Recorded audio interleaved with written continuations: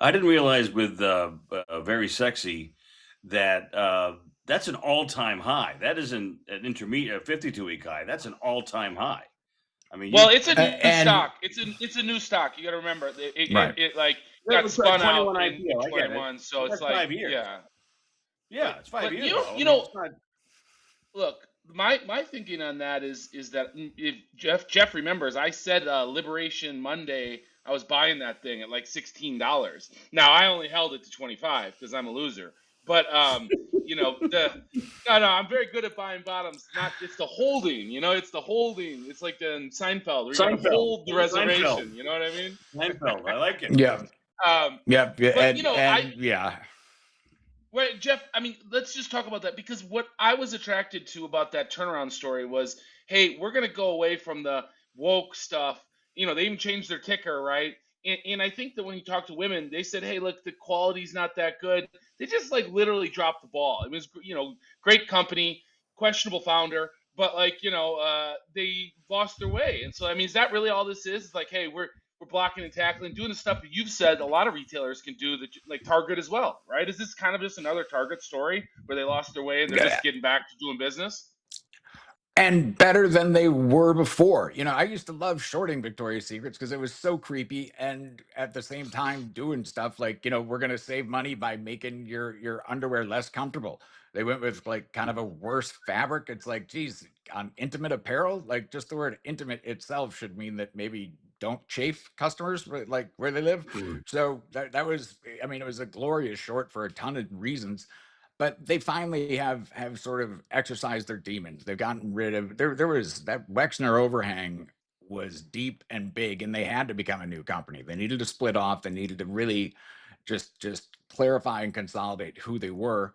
And they focused rather presciently on a lot of good things. The new CEO Super came from Rihanna's company, Fenty, and there was some criticism, but she said, you know what, we're going to make it sexy again, but at the same time, we're going luxury. So it's I think the criticism was that it would be, back to trashy, which nobody wants to see, really. It didn't. And but they didn't. You walk into the stores no longer feel like that strip club creepy as hell vibe that they had for years.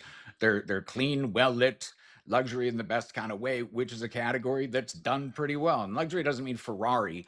Luxury does, Ralph Lauren isn't the most expensive pair of pants you can buy. They're reasonably pricey, but it's that has an appeal right now. That's really kind of in the zeitgeist of what customers are wanting, and it just means quality. It doesn't mean you're spending $1 zillion. And they became less promotional and improved their comps.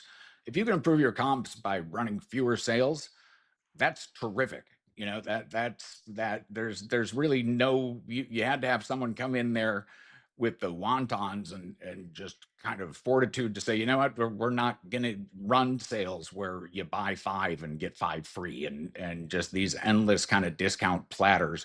We're just going to sell you a good product at a reasonable price. It's not going to be the lowest price. If you want the cheap stuff, go someplace else.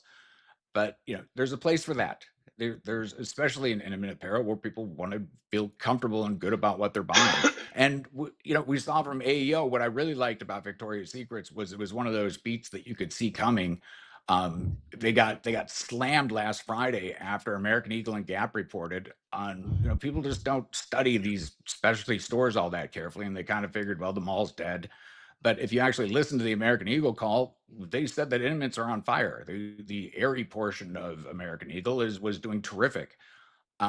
It's really hard for kind of the one of the co-leaders of market share in the space to be doing well while the other one's just collapsing.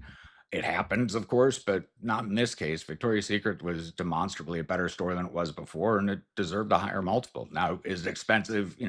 It's a lot of that 50% is being greased by the people that were short and way short, and just slamming their heads in the wall because so many retailers collapsed straight after earnings, and now this one doesn't. I mean, PVH today is just unbelievable. So it's a tough space, but again, you could see it coming, and it was great, which led me to say that it's the best stock ever. And again, probably overstatement. I don't want to. I'm walking that back a little bit, but still, I didn't sell all of it. I'm still staying long. Anything else on your radar that you're looking at right now, Jeff? Did you want to mention today? we're getting through a lot of the kind of the flow is starting to calm down. They always have been one of the last to report. You know, it's usually or before years ago it was a celebration. Now it's just kind of a get them out of here.